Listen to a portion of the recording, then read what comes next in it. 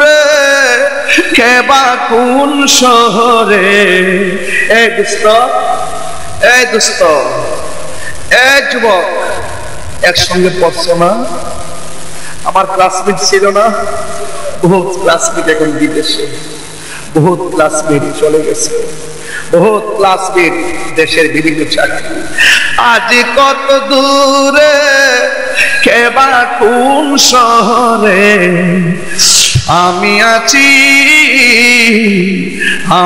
আছি কাছে যেন বন্ধু ভুলে যেও না কখনো। বাবা হাদিস শরীফে দেখছি বাবার বন্ধুর সঙ্গে সন্তান ভালো ব্যবহার করতে হয়। বাবার বন্ধুকে খুঁজে বের করবে, বাবার বন্ধুকে খুঁজে বের করবে এই জন্য কারণ বাবার আদর্শের বহুত কথা বন্ধুর মধ্যে পাওয়া যায়। কথা বলেন, বাবার বন্ধুকে খুঁজে বের করবেন, ওই বন্ধুর কাছে আপনার বাবার অনেক আদর্শ থাকবে। যেন বাবাকে যে সম্মান করতেন বাবার বন্ধুদেরকে সে সম্মান করবেন। মাঝে মাঝে দাওয়াতের বাড়িতে আনবেন, আইনা কথা বলবেন, সম্মান দিবেন, এটা হাদিসের ভাষা। কথা বলেন ঠিক কিনা বলেন? এই জন্য আমার যুবক ভাইয়েরা কি ভাষায় কথা বলবো রে? বলা হচ্ছে ওয়াতাওয়াল্লা আনহু আসহাবুহু, ওই আপনজনরা লাশটারে কবরে রাইখা সুন্দর করে চলে আসবে। ইন্নাহু লা ইয়াসমাউ আনকারানি আলিহিম, এবং কবরের ভিতরে বন্ধুরে যে আপনি রাখবেন, আপনি যে আসতেছেন আপনার পায়ের আওয়াজ কবর পাশে শুনতে পারবে। আতাহুম মালাকানে, এরপরে দুইজন ফেরেশতা কবরের মধ্যে আসবে। পায়া কওদানহি, ওই কবরের ভিতরে আইসা কবর পাশে উঠায়া বসাবে। ও বন্ধুরি, ওই সময়টা কেমন হবে রে যখন ফেরেশতা তোমার কবরে উঠায়া বসাবে? একটা সেলাই সারা কাপড়ের কাপড় পইরা কবরে থাকবেন। ডানে মাটি থাকবে, বামে মাটি থাকবে, সামনে মাটি, পিছনে মাটি থাকবে, লাইট নাই, বাতি নাই। বলা হচ্ছে পায়া কওদানহি, ও বন্ধু কবরবাসীদের যখন উঠায়া বসাবে, উঠায়া বসার পরে কি বলবে জানেননি? পায়া কুলানে লাহু, ওই দুইজন ব্যক্তি কবরবাসীকে বলবে মা কুনতা তাকুলু ফি হাযার রাজুল মুহাম্মদ। ওই কবরের ভিতরে মাইয়াতকে দুইজন ফেরেশতা বলবে নবী সম্পর্কে তুমি দুনিয়াতে কি বলতে? বা আম্মাল মুমিন, যদি কবরবাসীটা মুমিন হয়, ফায়াকুলু, সে বলবে আশহাদু আন্নাহু আব্দুল্লাহি ওয়া রাসূলুহু। ওই লোকটা বলবে আমি সাক্ষ্য দিচ্ছি তিনি হলো আল্লাহর বন্ধু এবং আল্লাহর রাসূল। এরপরে কি হবে জানেন? এরপর কল ফায়াকুলু উনজুর ইলা মা ফায়াকুল ফাউনজুর ইলা মাকাদিকা মিনান নার। ও কবরবাসী, তুমি জবাব দিয়েছো, তোমার সামনে থেকে সামনে তাকাও, সামনে তাকায় দেখবে জাহান্নামের আগুন ধাউ ধাউ করে জ্বলতেছে। এবার কবরবাসী বলবে ও ফেরেশতারা, আমি তো জবাব দিয়েছি, আমি তো নবীকে চিনেছি, তাইলে আমার সামনে কেন জাহান্নামের আগুন তুলে ধরলেন? এবার কয় তোমাকে দেখাচ্ছি, উত্তর না দিলে কি অবস্থা হইতো, এই জন্য আগুনটা আগে দেখাইলাম। আবদালাকাল্লাহু বিহি মাকআদাম মিনাল জান্নাহ। তুমি কবরে সুন্দর জবাব দেওয়ার কারণে আমার আল্লাহ ওই জাহান্নামের বাগা, জাহান্নামের আগুন বদল কইরা আমার আল্লাহ তোমার জন্য জান্নাতের বাগান বানায়া দিছে। চিৎকার মেরে কি আল্লাহু আকবার বলা যাবে না? ও বন্ধুরি, এরপরে আমার নবী বলেন আর কবরবাসী যদি আম্মাল কাফির ওয়াল মুনাফিক, ওই কবরবাসী যদি মুনাফিক হয়, আমার সমাজের ভিতরে মুনাফিক আছে না নাই? আওয়াজ আসতে হইল কেন বাবা? আর বড় কেন আছে না নাই?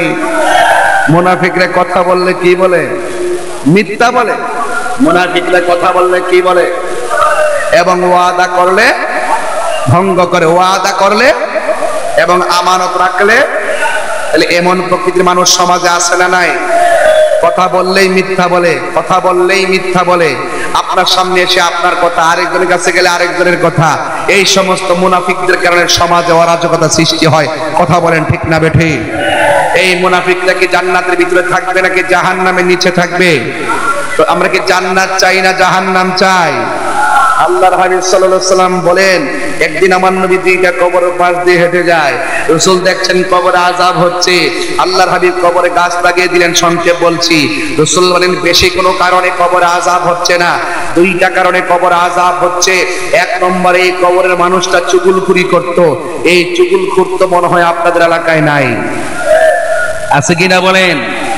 এই চুগলখুরদের কারণে অনেক সংসারে বিয়া ভেঙে যায়, বিয়ে করে না, বিয়া ভেঙে যায়। এই চুগলখুরদেরকে চেনা বড় কঠিন। নির্বাচন করতেন না, দেখবেন মুনাফিক আর চুগলখুর কত প্রকার ও কি। দিনের বেলা আপনার দিকে খাইবো, রাত্রেবেলা আরেকজন দিকে খাইবো, দুটির দিন ঘুমাই থাকবো, এর দুটা কাউন্ট জায়েজ করবো। এমন যেমন মুনাফিক আছে না নাই বলেন? এই মুনাফিকদের কাছ থেকে আমাদেরকে দূরে থাকতে হবে। কথা বলেন ঠিক কি না বলেন? এই জন্য আমার ভাইয়েরা, রাসূল বলেন এই কবর মানুষটা চুগলখুরি করত, আর ওই কবরের মানুষটা প্রস্রাব করে পবিত্রতা অর্জন করত না। আমি আমার যুবকদেরকে বলবো, প্রস্রাব করে বিলাগুলো দিবেন, পবিত্র থাকবেন, আর আল্লাহর কাছে বলবেন, আল্লাহ যেই দিন আমাকে মরণ দিবেন, আমাকে আপনি পবিত্র অবস্থায় মরণ দিয়েন। আল্লাহকে বলবেন, আল্লাহ যেই দিন আমাকে মরণ দিবেন, আমাকে নামাজ অবস্থায় মরণ দিবেন। এমন মরণ হলে লাভ আছে না নাই? ও বন্ধুরে, গভীর মনোযোগ মহব্বত নিয়ে বসে যান। ওয়া আম্মাল কাফির ওয়াল মুনাফিক, কবরবাসী যদি মুনাফিক হয়, ফায়াকুলান লাহু, ওই কবরের ফেরেশতারা তাকে জিজ্ঞাসা করবে, মা কুনতা তাকুলু ফি হাযার রাজুল, এই লোকটা সম্পর্কে, নবী সম্পর্কে তুমি কি বলতে? দেখেন মুনাফিকরা দুনিয়ায় যেমন মুনাফিকি করে, কবর যাইও তারা মুনাফিকের উত্তর দেয়। সে কি বলবে জানেননি? কয়লা আদরি, আমি জানি না। কুনতু আকুলু, আমি ওই কথাই বলতাম। মায়াকুলুন নাস, মানুষ থেকে যা শুনতাম আমি তাই বলতাম।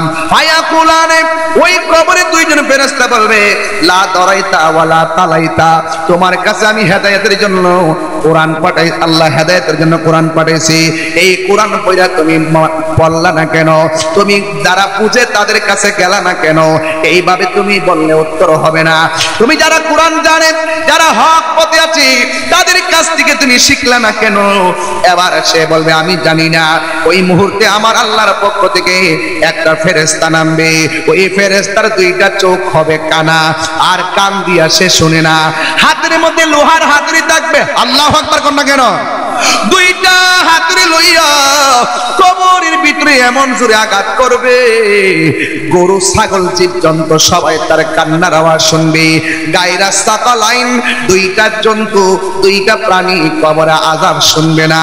একটা হলো মানুষ আর একটা হলো জিন, এই দুই জাতি কবরের কান্নার আওয়াজ শুনবে।